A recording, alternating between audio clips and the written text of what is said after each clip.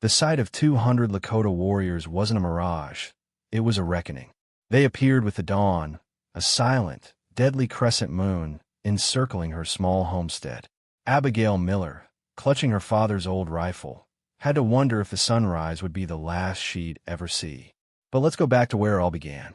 Just 24 hours earlier, the world was as it had always been, vast, empty, and unforgiving. The Dakota sun was beating down mercilessly on Abigail's struggling ranch, a lonely patch of dust somewhere between the Black Hills and the edge of nowhere.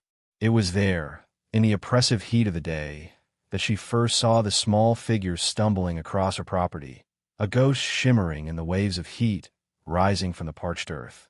At 19, Abigail, or Abby as her father used to call her, felt as old as the weathered fence posts she spent her days mending. She had inherited this land, and the crushing loneliness that came with it, 2 years ago when cholera had stolen her parents in the space of a single, fever-drenched week. They had left her with a small, sturdy cabin, a barn that leaned a little more to the north each year, 6 head of cattle, and a mountain of memories. She was a poor rancher girl, a title that was less a description and more a life sentence. The morning had started like any other. Abby woke before the sun, her body aching with a familiar weariness. The cool morning air was a brief respite before the day's heat would settle in like a heavy blanket. She moved with a practiced efficiency born of necessity. Her hands, though young, were calloused and scarred from the relentless work of running a ranch alone. First, she checked on the cattle, her small herd that represented her entire worldly wealth.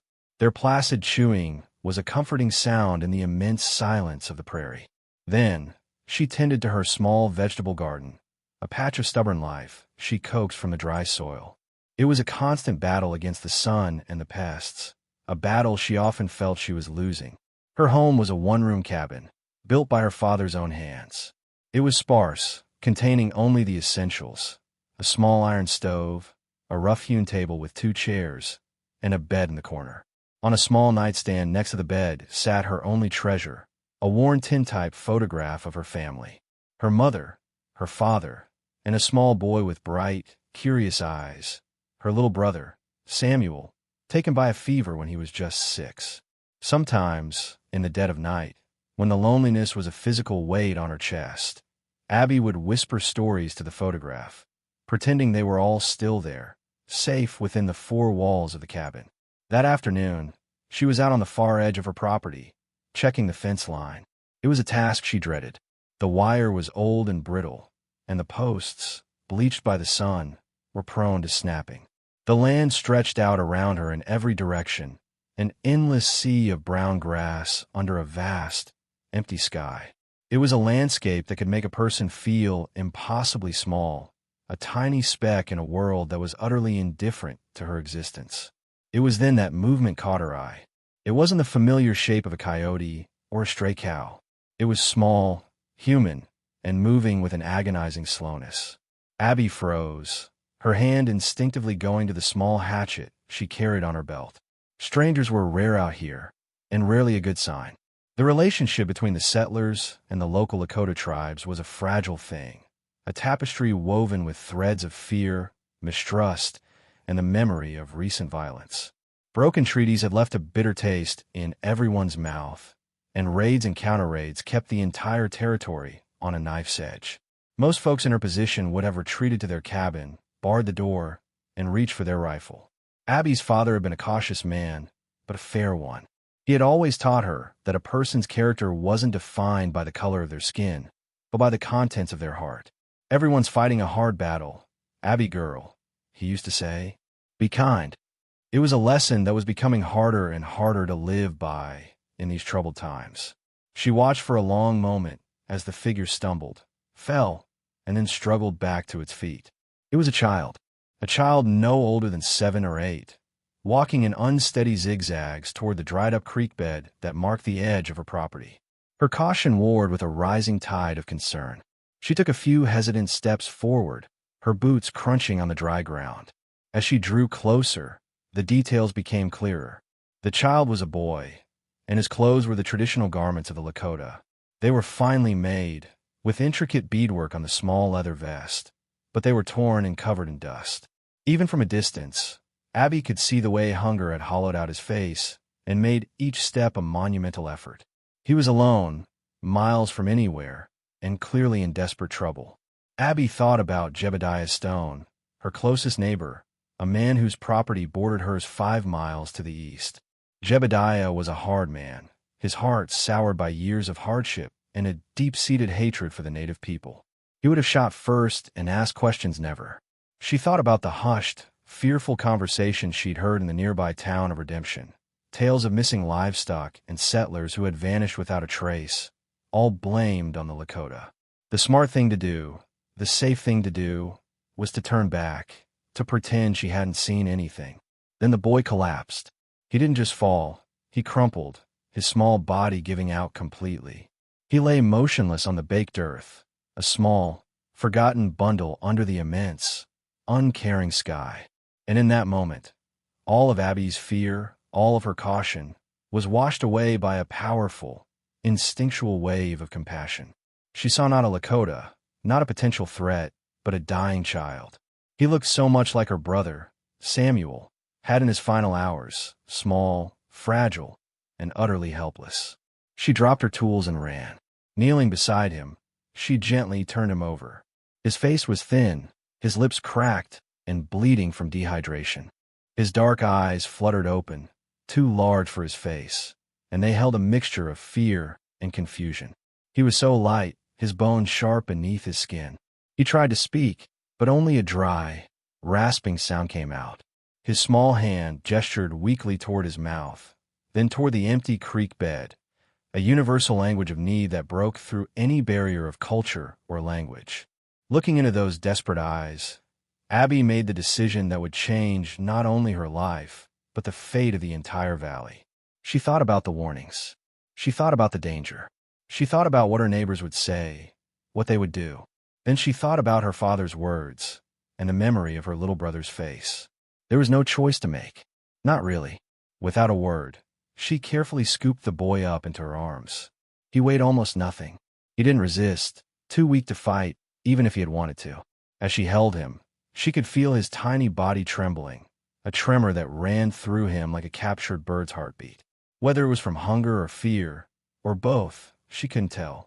She stood up, her own muscles protesting the strain, and began the long, slow walk back to her cabin. The sun beat down on her, and the boy in her arms felt like a fragile piece of glass she was trying to carry through a storm. With every step, she could feel the weight of her decision, a weight far heavier than the child himself. She was walking away from safety, away from sense, and toward a future she could not possibly imagine. The journey back to the cabin was an ordeal. The afternoon sun was relentless, and the boy's weight, though meager, seemed to increase with every yard. Abby's arms burned, and her back ached. Sweat stung her eyes, and her own thirst was a dull throb in her throat. The boy drifted in and out of consciousness, his head lolling against her shoulder. A few times, he murmured something in his own language, his voice a faint whisper. Abby would respond with soft, soothing sounds, the way she used to with Samuel when he was sick. "It's all right," she'd whisper. "You're safe now. I've got you." When she finally reached the cabin, she was trembling with exhaustion. She nudged the door open with her shoulder and carried the boy inside, the cool, dim interior a welcome relief from the blinding sun. She laid him gently on her own bed, his small form looking lost in the middle of the quilt her mother had made. For a moment, she just stood there, catching her breath, the silence of the room punctuated by the boy's shallow breathing. The reality of what she had done began to sink in. She had brought a Lakota child into her home. The consequences of that act began to circle in her mind like vultures. Shaking off her fear, she moved to the water barrel. The water was low. The well had been running slow for weeks. But she ladled some into a cup and brought it to the boy.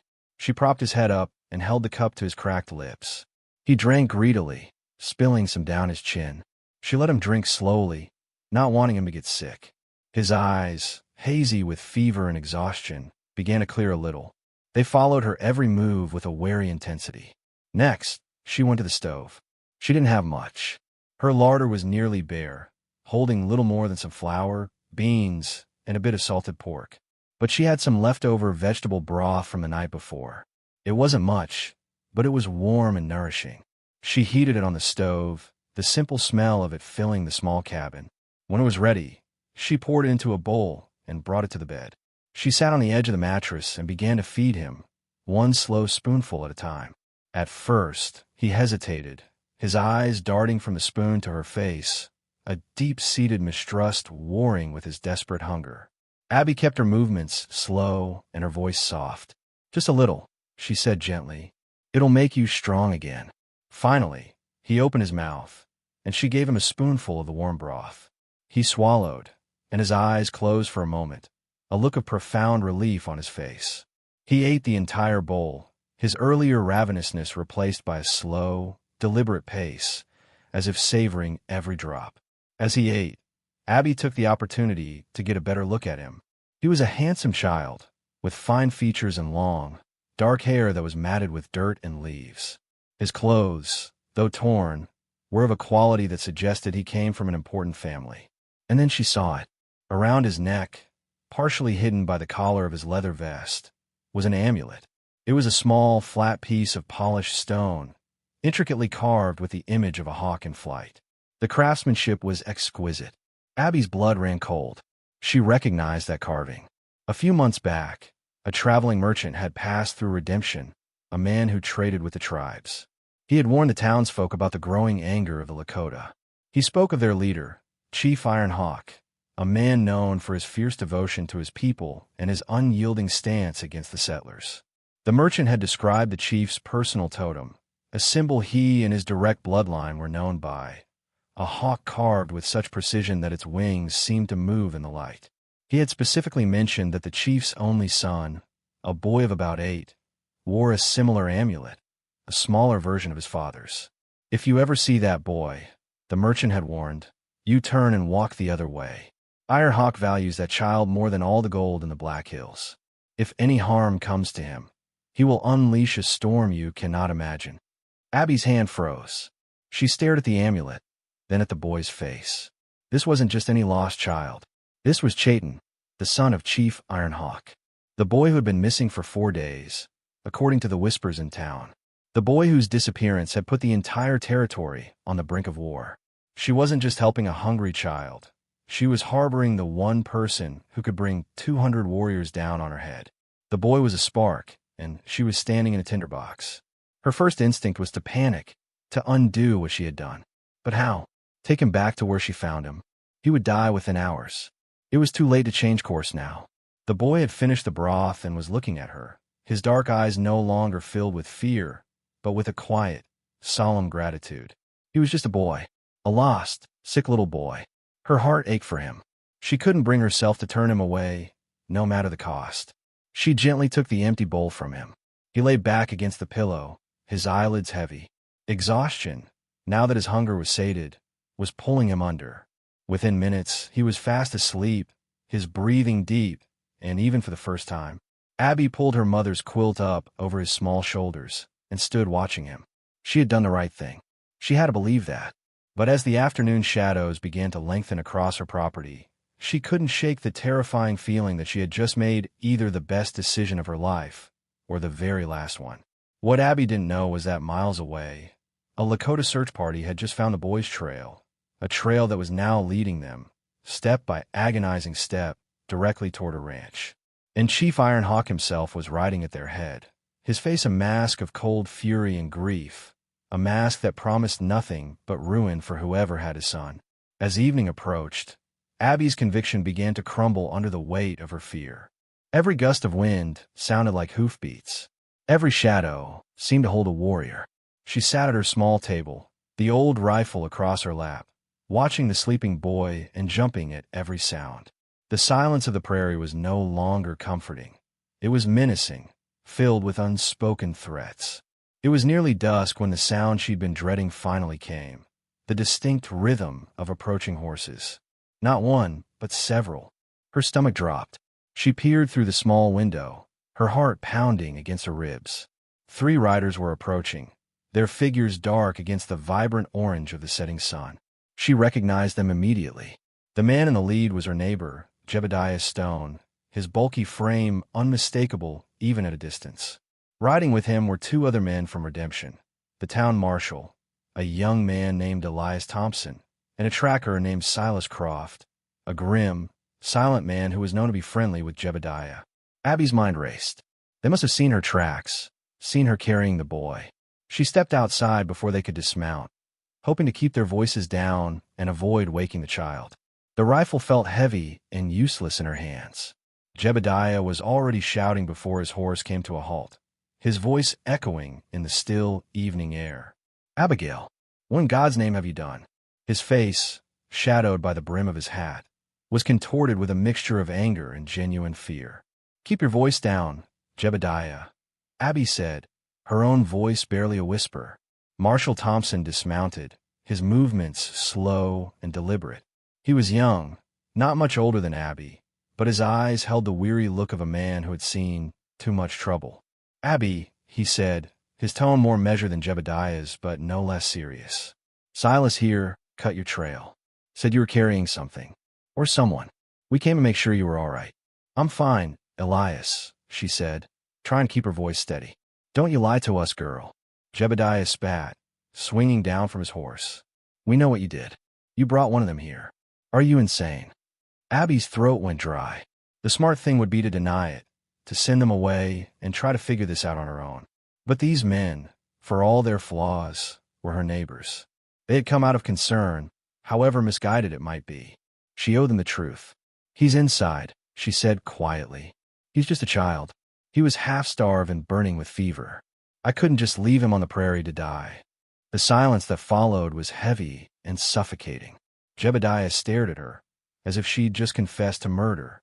Silas Croft remained silent, his eyes scanning the horizon, ever watchful. It was Marshal Thompson who spoke first. "A child?" he asked, his voice low. "A Lakota child?" Abby nodded. "Abby, do you have any idea who that child is?" the marshal pressed. "The whole territory is in an uproar. Chief Iron Hawk's son went missing 4 days ago. They say he wandered off during a storm. The Lakota are tearing the plains apart looking for him. Iron Hawk has sworn a blood oath to destroy whoever has him." "I helped a hungry child," Abby replied, her voice gaining a bit of strength.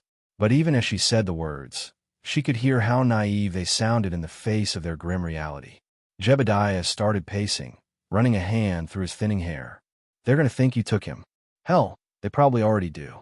Iron Hawk will see this as a kidnapping. He's been known to wipe out whole settlements for less than this, Abby. You haven't just put yourself in danger. You've endangered all of us." Marshal Thompson looked torn. He was a man of the law, but the law out here was a flimsy thing, easily broken by fear and hatred. "I have to report this, Abby," he said, his voice filled with regret. "It's my duty. The town needs to be warned." He backed toward his horse. "But I'll give you a head start. For your father's sake. Get that boy back to his people. Now, before they find him here." "Ow!" Abby cried, a note of desperation creeping into her voice. "In the dark? He can barely walk. And how am I supposed to approach a Lakota war party without getting myself filled with arrows?" "That's your problem now," Jebediah said harshly, mounting his horse. "You made your bed, Abigail. Now you get to lie in it." "Jebediah's right," the marshal said, his face grim as he swung into his saddle. "We're riding back to Redemption to warn everyone. If Iron Hawk decides to make an example of you, he might not stop at just your ranch. You need to be gone from here by morning." As the three men rode away, their figures swallowed by the growing darkness, Abby stood alone, a profound sense of isolation washing over her. She listened to the quiet, even breathing of the boy from inside the cabin and felt the full weight of her choice settle upon her. She was completely, terrifyingly on her own. She considered their advice. Saddle her horse, take the boy, and try to find his people in the dark. But she knew it was suicide. A lone woman riding through the prairie at night was an easy target for any number of dangers, and that was before considering she was trying to approach an enraged Lakota war party. She thought about hitching up her small wagon and trying to reach another town, farther away. But that would only confirm their suspicions that she was a kidnapper. The truth was, there was no good way out of this. Every path she could imagine led to the same destination, a violent confrontation with one of the most feared chiefs on the plains. As if summoned by her thoughts, a new sound drifted across the land, a sound that made her blood turn to ice. It was faint at first, a low, mournful moan that seemed to come from the earth itself. It grew steadily louder, a deep, resonant call that vibrated in her chest. The war horns of the Lakota. It was a sound few settlers had heard and lived to tell the tale. It was a sound of imminent, unstoppable doom. They weren't waiting for morning. They weren't waiting for anything. The Lakota were coming, and they were coming tonight. Abby rushed back into the cabin, her mind a whirlwind of panic. She bolted the door, a futile gesture against the force she knew was coming. The sound of the horns was getting closer, and now she could hear something else beneath it, the faint, rhythmic thunder of hundreds of hoofbeats. It was a sound that didn't just break the silence, it devoured it. The boy stirred on the bed, awakened by the terrifying sounds. His eyes opened wide, and for the first time since she'd found him, Abby saw not just fear, but recognition. He understood what those horns meant far better than she did. He sat up, his small body tense, and listened. He began to speak rapidly in his own language, pointing toward the door and then at himself. Even without understanding the words, Abby could see the urgency in his gestures. He was trying to tell her something important, but the barrier of their languages stood between them like a thick wall. Abby knelt beside the bed, trying to keep her own voice calm despite the terror clawing at her throat. "I know," she said softly. "I know you can't understand me, little one, but I'm not going to hurt you. I'm trying to help you. Those horns, that's your people, isn't it? They're coming for you." The boy nodded vigorously. He scrambled off the bed and grabbed Abby's sleeve, pulling her toward the window. He pointed out into the darkness, and then held up both his hands, opening and closing his fingers again and again in a frantic count. Abby's mind, numb with fear, struggled to keep up. 10, 20, 30. He kept going, his movements becoming more desperate. He didn't stop until he had counted to what looked like 200. Abby's legs felt weak. 200 warriors. She had been imagining a small search party, perhaps a dozen angry men she might be able to reason with. But 200? That wasn't a search party. That was an army. An army that could wipe her small ranch off the face of the earth without a second thought, and then continue on to burn redemption to the ground. Then, as suddenly as they had begun, the horns stopped. The silence that followed was somehow even more terrifying than the noise had been. It was a heavy, expectant silence, the kind that comes just before a lightning strike. Abby crept to the window and peered out into the moonlit darkness. At first, she saw nothing but the familiar shapes of the prairie. Then, her eyes adjusted, and her breath caught in her throat. They were there, like ghosts materializing from the night itself. She began to make out shapes moving across her property. They weren't charging. They were moving with a chilling, perfect discipline, warriors on horseback spreading out in a wide semicircle that was slowly, inexorably tightening around her cabin. Even in the pale moonlight, she could see the glint of lances and the dark streaks of war paint on their faces. She could see the feathers in their hair, symbols of rank and deeds in battle. These were not men who had come to talk.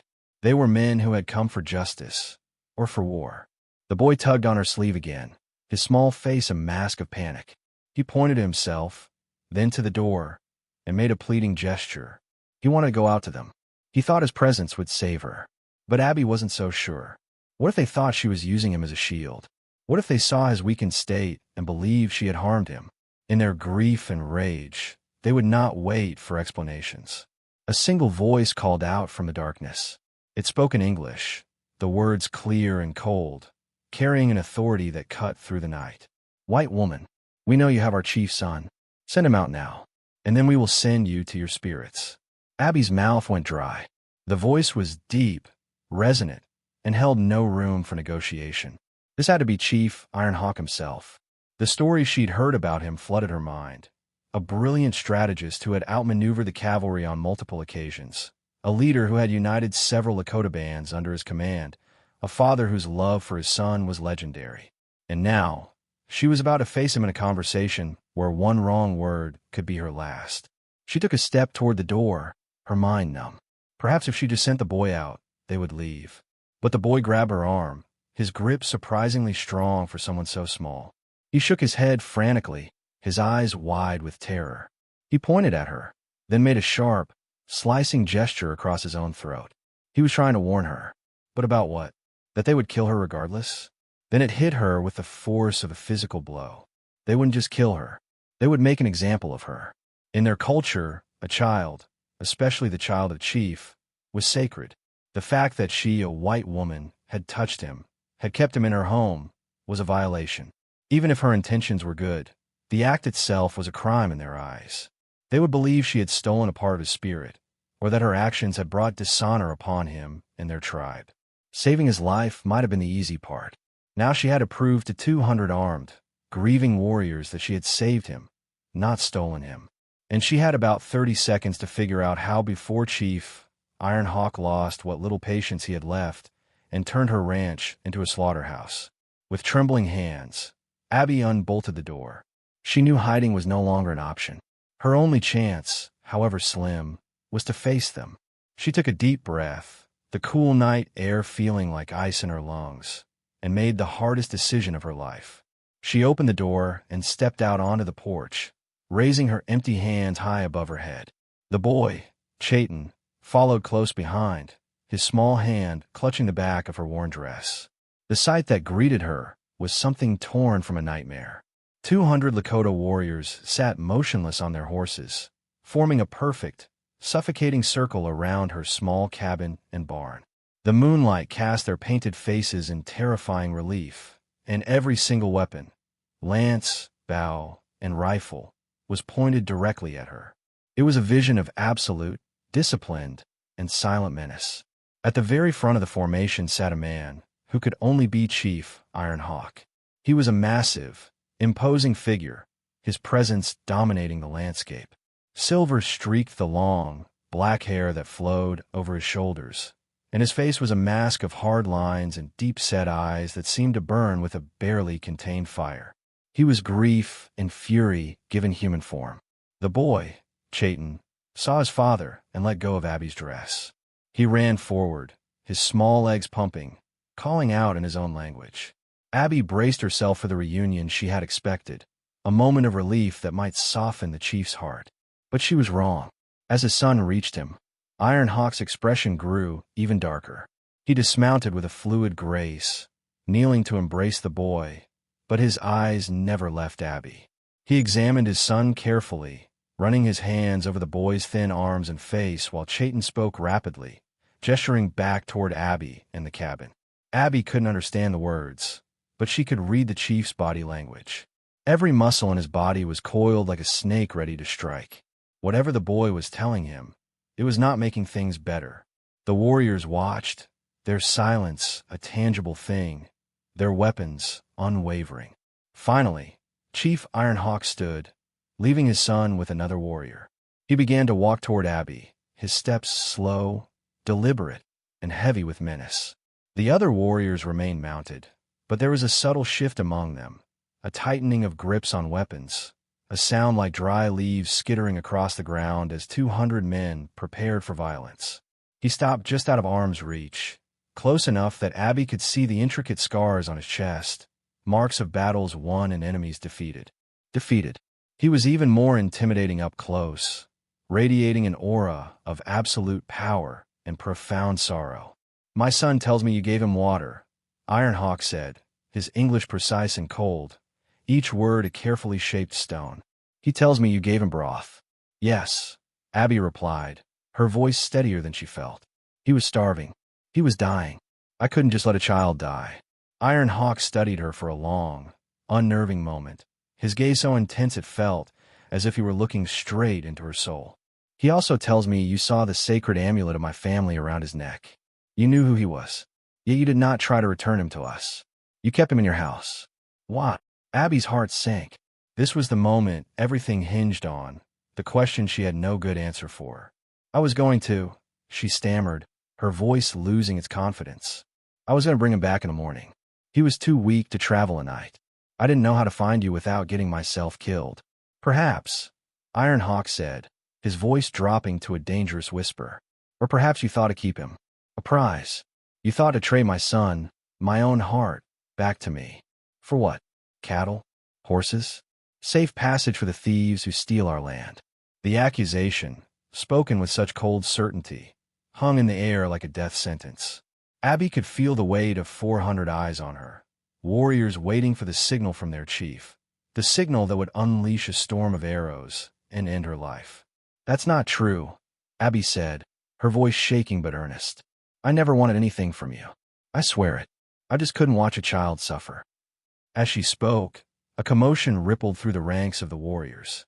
A man broke from the line, pushing his horse forward. He was younger than the chief, his face a canvas of rage and impatience. He shouted in the Lakota tongue, his words sharp and angry. Iron Hawk turned his head slightly, answering with a single, sharp word that silenced the warrior, but the tension had been broken.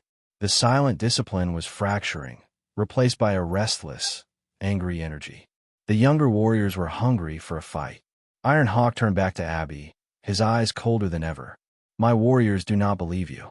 They see a white woman, and they see lies. Their hearts are filled with the memory of our stolen children, our broken promises.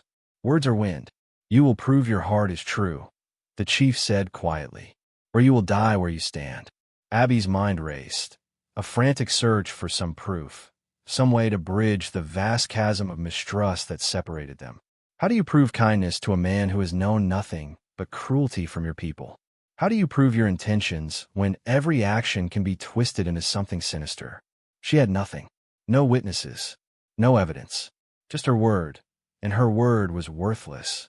Then, inspiration, born of desperation, struck her like a bolt of lightning. It was a long shot, a gamble with her life, but it was the only card she had left to play. "Your son. He was clutching this when I found him," Abby said slowly, her voice trembling as she reached into the small pocket of her dress. Every warrior tensed. Bowstrings tightened. Lances were raised slightly. They thought she was reaching for a weapon. Her movements were agonizingly slow. She pulled out her hand and opened it. Resting in her palm was not a weapon, but a small, crudely carved wooden bird. It was worn smooth, clearly a cherished object. "He dropped it when I picked him up," she continued, her voice growing a little stronger. "I saw it on the ground. I kept it because I thought he would want it back. I was keeping it safe for him." She held it out, an offering of peace in the face of overwhelming violence. Chief Iron Hawk stared at the small wooden bird in her hand. His stoic expression flickered for the briefest of moments. He recognized it. He took a step forward and took the bird from her palm, his calloused fingers surprisingly gentle as they brushed against hers. He turned the small object over and over, examining the simple, loving cuts that had given it form. The boy, Chayton, who had been watching silently, saw the bird and his eyes widened. He let out a small cry and ran to his father's side, pointing at the carving and speaking in a rush of excited Lakota. He took the bird from his father's hand, clutching it to his chest, as if it were the most precious thing in the world. Then, his excitement turned into a torrent of words directed at his father. His childish voice, clear and strong, cut through the tense night air. He didn't just say she was kind. He began to recount the story of the last 24 hours with the simple, unvarnished honesty that only a child possesses. He pointed to Abby, then Mom being lifted and carried, his small arms wrapped around an imaginary neck. He pointed to the cabin door, then made the motions of drinking water and eating from a bowl. He spoke of how she had cleaned the dirt from his face with a soft, damp cloth. He told his father how she had given him her own bed, and when he had shivered in the night, how she had covered him with her own blanket, a thick, colorful quilt that smelled of lavender. The warriors listened, their hard faces unreadable in the moonlight, but their attention was fixed completely on the small boy. Then Chayton said something that made his father look from the boy to Abby, a new, questioning light in his eyes. The boy pointed to the cabin window and then touched his own cheek, mimicking a tear.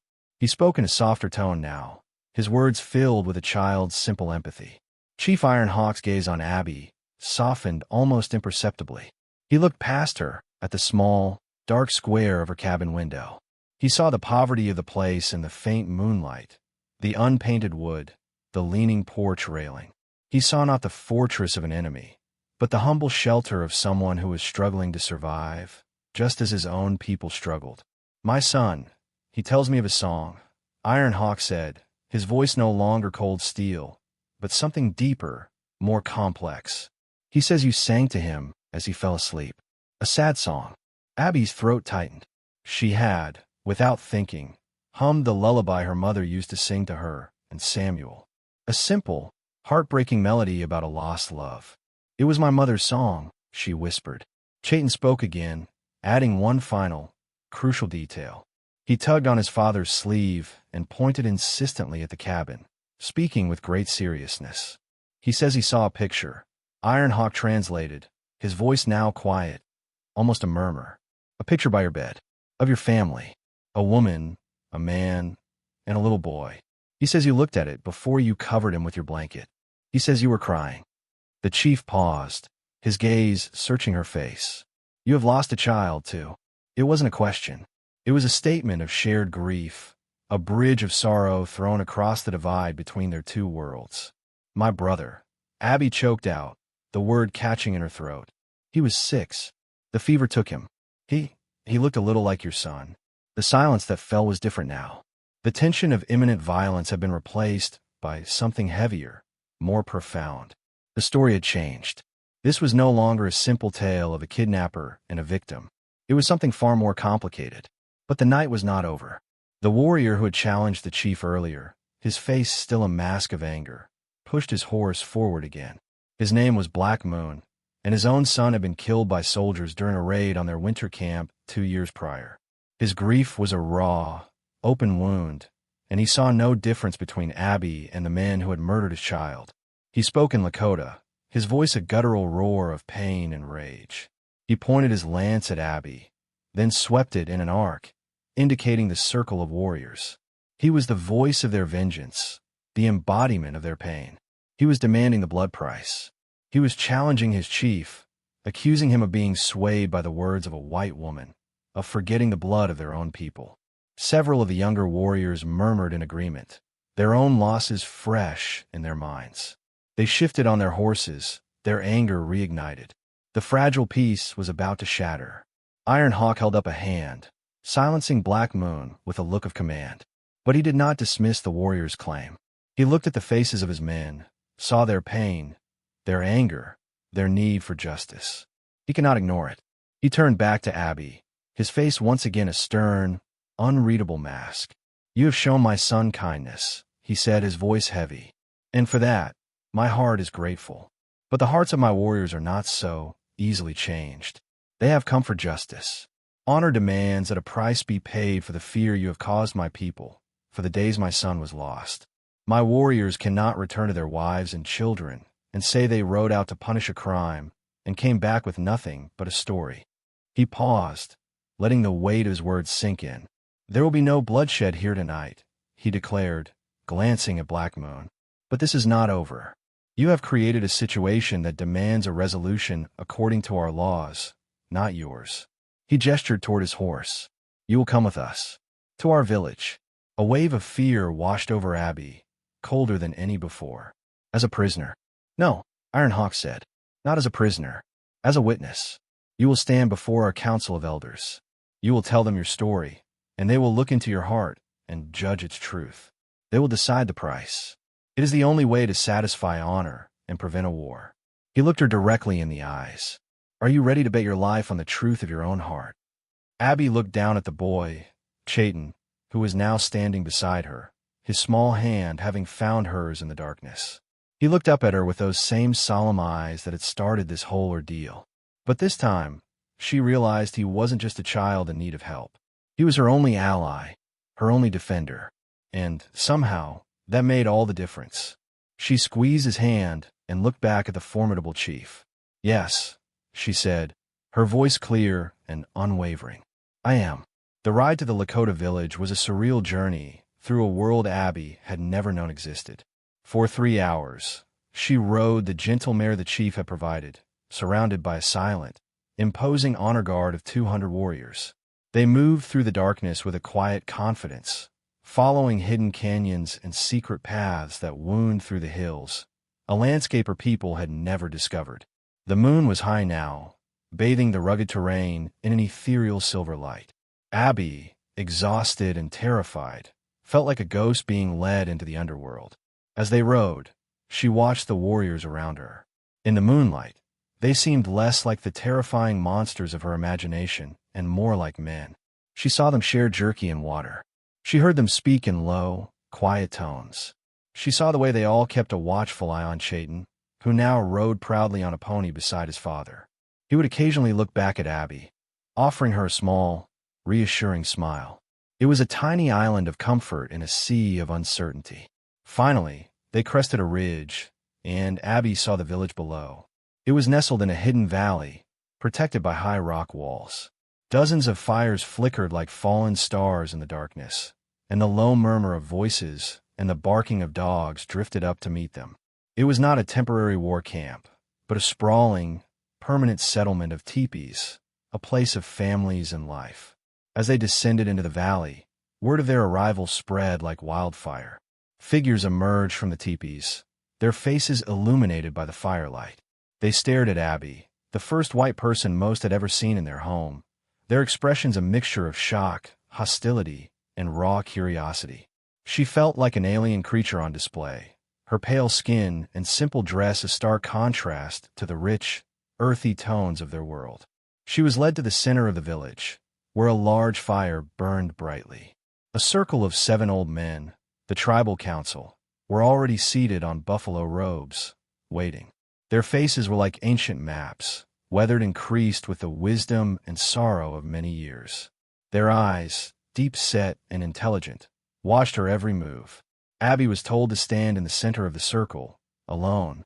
The entire village seemed to have gathered behind the elders, a silent, watching crowd. The trial began immediately, despite the late hour. Chief Ironhawk spoke first.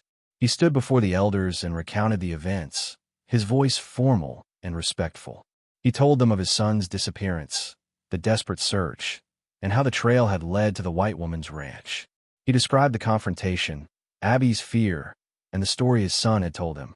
He spoke of the wooden bird, the song, and the photograph of her lost family. He presented the facts as he knew them, without embellishment, leaving the judgment to the council. Then came Black Moon. He spoke with a fiery passion, his voice ringing with grief and rage. He reminded the elders of the broken treaties, the stolen land, the massacres of their people. He spoke of the settlers as a plague, a relentless tide of destruction.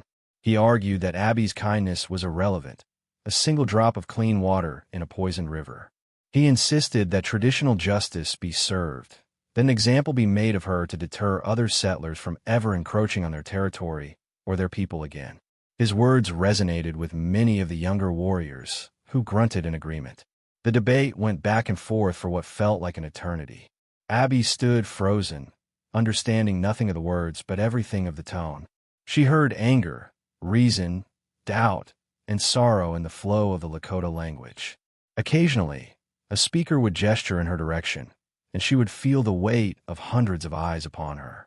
Finally, a hush fell over the crowd as the oldest member of the council, a man whose hair was as white as the winter snow, motioned for Chayton to come forward.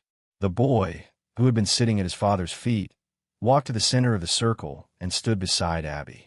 The old man spoke to him, his voice gentle. Chayton looked up at the elder and began to speak. This time, his voice was not the excited chatter of a rescued child, but calm and measured. He spoke with a gravity that seemed beyond his years. He told the story again, from his perspective.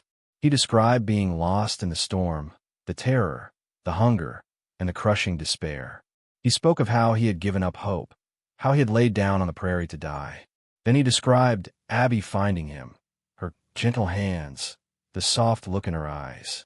He spoke of the broth, the warm blanket, the sad song. He held up the small wooden bird, the gift from his grandfather, and told them how she had kept it safe for him. He spoke for nearly 10 minutes, his gaze never wavering from the elders' faces. When he finished, the white-haired elder looked at him for a long moment, and then asked him a single question. Chayton's answer was immediate, a single, firm word. Iron Hawk, who had been standing silently, turned to Abby, his face unreadable. He asked my son if he believes you are a good person. The chief translated, his voice low. Chayton said yes. The elder then asked another question, his ancient eyes fixed on the boy. Chayton answered again, without hesitation. He asked him, Iron Hawk continued, if he believes you would risk your life to save a Lakota child again, knowing what it might cost you. The chief paused. He said yes. The elders conferred among themselves in soft whispers. Abby's heart pounded in her chest, each beat a drum of fear. Her fate, her very life, rested on the word of a child and the wisdom of these old men who had every reason in the world to hate her. Finally, the white-haired elder stood slowly, his joints creaking with age. He looked not at Abby, but at his own people.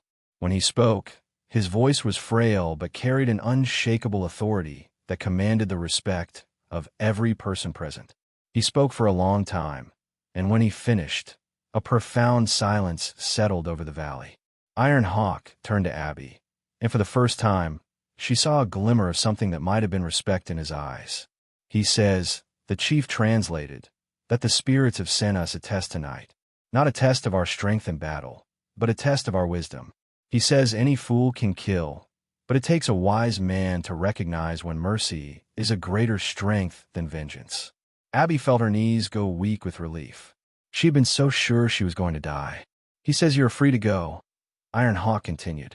You will be granted safe passage back to your land. But more than that, from this day forward, you and your ranch will be under the protection of our tribe. You are to be considered one of us. Any who harms you or your property will have to answer to this council. Abby could barely speak. The words wouldn't come. I don't know what to say. Thank you. There is one condition, Iron Hawk said, relaying the elder's final words. You must promise that if any of our people come to you in need, hungry, wounded, or lost, you will show them the same kindness you show my son. I promise, Abby said, her voice thick with emotion. I promise. What happened next surprised everyone. Chayton, who had been standing stoically, suddenly broke free. He ran to Abby and wrapped his small arms around her waist, hugging her tightly. He looked up at her, his dark eyes shining in the firelight, and spoke in broken, hesitant English for the first time. Thank you, he said. You saved me. Now we save you.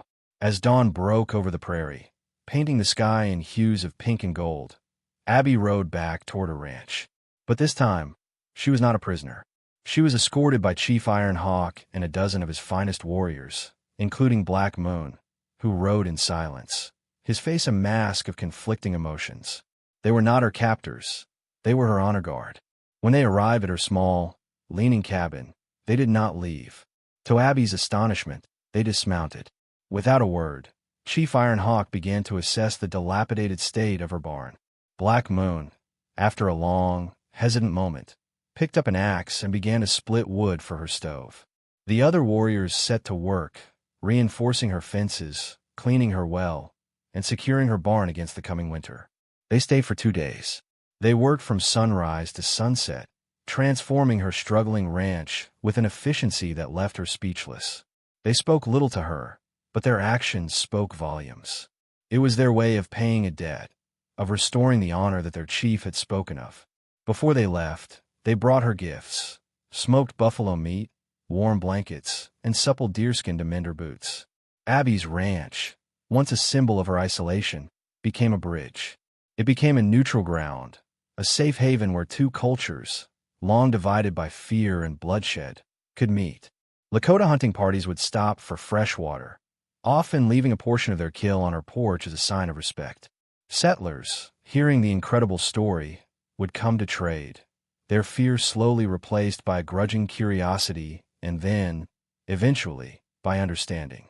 Abby never got rich. She never became famous. She remained a poor rancher girl her whole life. But she was no longer lonely. Her life was filled with a richness that money could never buy. She learned their language, their customs, and their deep connection to the land she had once seen as empty.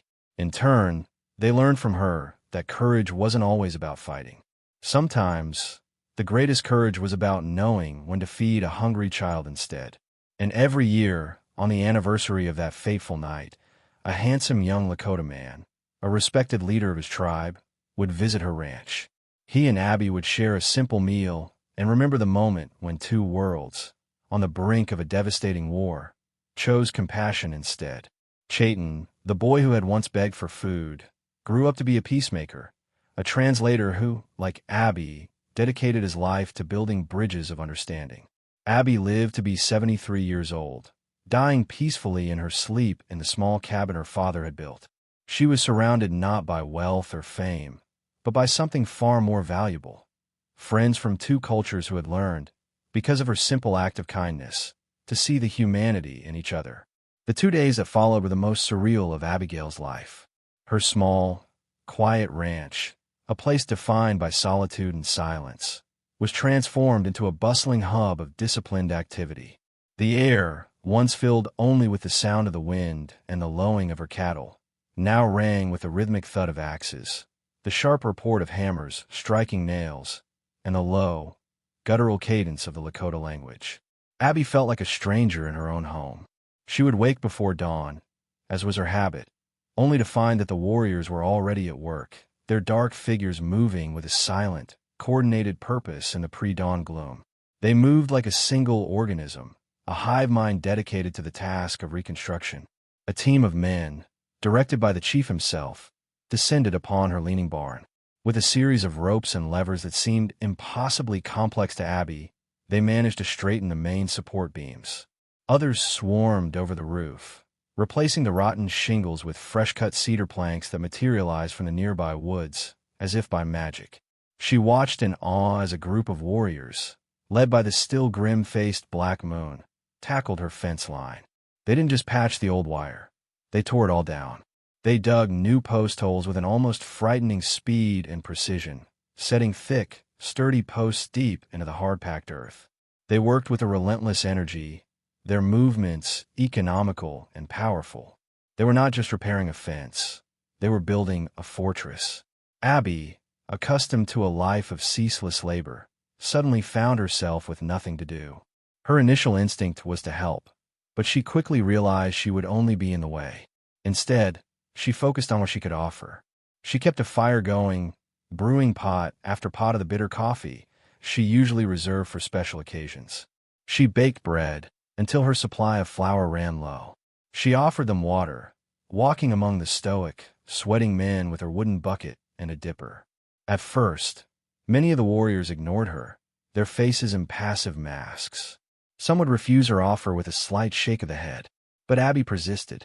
She would leave the bucket near where they were working, a silent offering. Slowly, a few began to accept. They would take the dipper, drink deeply, and hand it back with a curt nod that was neither friendly nor hostile, merely an acknowledgement. Her most difficult interaction was with Black Moon. He worked harder and longer than any of the others, his grief and anger channeled into every swing of the heavy sledgehammer he used to drive the fence posts. He was a whirlwind of contained violence. On the first afternoon, Abby approached him, holding out the dipper of water. He stopped, his bare chest heaving, sweat glistening on his scarred skin.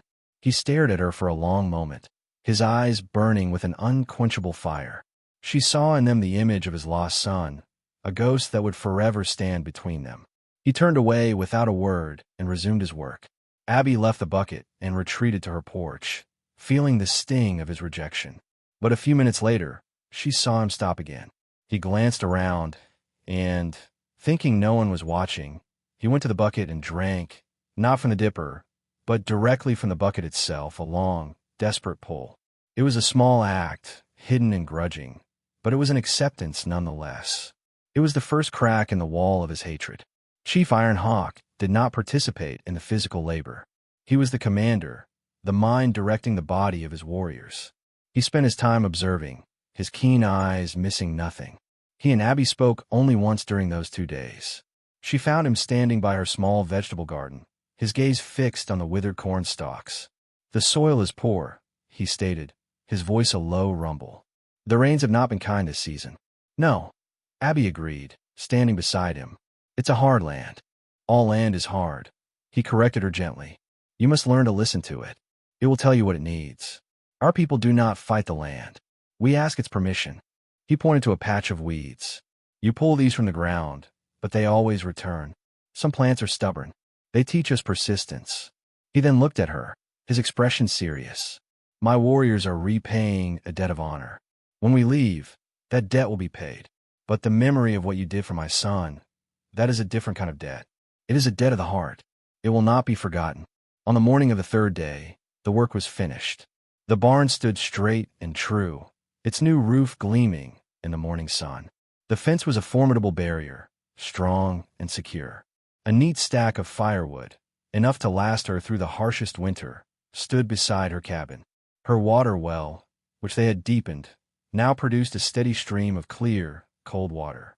Her small ranch had been transformed from a place of struggle and decay into a bastion of security. The warriors gathered their tools and mounted their horses as silently as they had arrived. There were no grand speeches, no formal goodbyes. Iron Hawk approached Abby, who stood on her porch, her heart a confusing mix of gratitude, awe, and a strange sort of sadness. He reached into a pouch at his side and pulled out a single, long eagle feather, its tip dyed a brilliant red.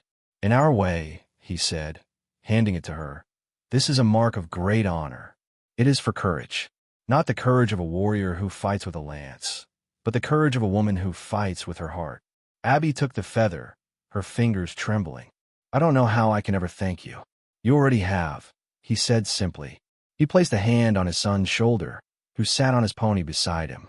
"You gave me back my heart. There is no greater gift." He swung himself onto his horse, his movements fluid and powerful.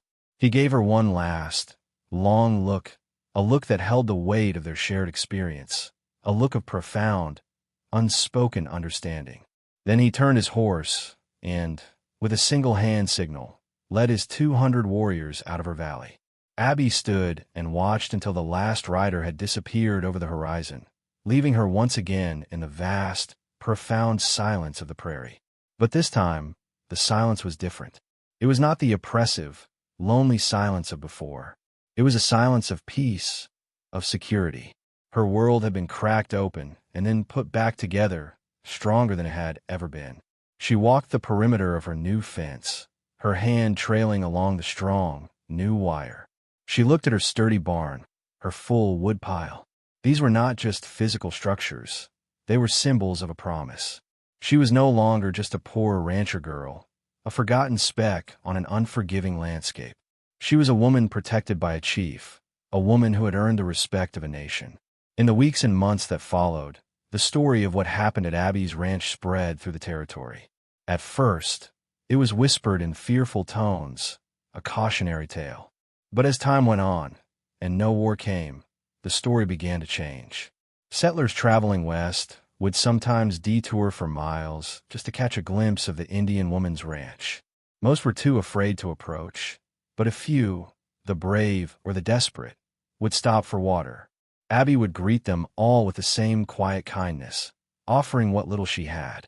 One day, a family of German immigrants, their wagon broken and their children sick with fever, limped on her property, expecting to be turned away. Instead, Abby took them in. She nursed their children with herbal remedies she had learned from a Lakota woman who had started visiting her, a healer sent by the chief. She helped the father repair his wagon wheel, using skills the warriors had taught her. When the family left a week later, healthy and whole, they left behind a story of compassion that began to chip away at the walls of fear and hatred in the region. Abby's ranch became what Chief Iron Hawk had said it should be, a place to listen to the land and to each other. It became a quiet crossroads, a place where a thirsty Lakota hunter could find water without fear of a bullet, and where a lost settler could find directions without fear of a raid. Abby never preached. She never gave speeches. She simply lived, her life a quiet testament to the idea that a single act of kindness could be more powerful than 200 warriors. She aged with the land, her face eventually taking on the same weathered, beautiful lines as the prairie she loved. Her hair turned the color of winter snow, just like the old elder who had spared her life. And just as he had promised, the chief's son, Chayton, never forgot her. His annual visits became a local legend. He would arrive each spring, no longer a starving child, but a tall, strong leader, a man who carried his father's wisdom and his own unique understanding of both worlds. They would sit on her porch for hours, sometimes speaking, sometimes just sitting in comfortable silence, watching the sun set over the Black Hills. He would tell her of his people, their struggles, and their triumphs. She would tell him of her simple life, the cattle, the garden, the changing seasons. Their friendship, born in a moment of desperate need, became a quiet, unshakable pillar of peace in a changing world. When Abby finally passed away at the age of 73, her funeral was an event the likes of which the territory had never seen. Settlers from 3 counties stood side by side with a large delegation from the Lakota Nation. Chief Chayton, now a revered elder himself, conducted the service, speaking in both Lakota and English. He told the story of the starving boy and the poor rancher girl. He spoke not of her courage, but of her compassion.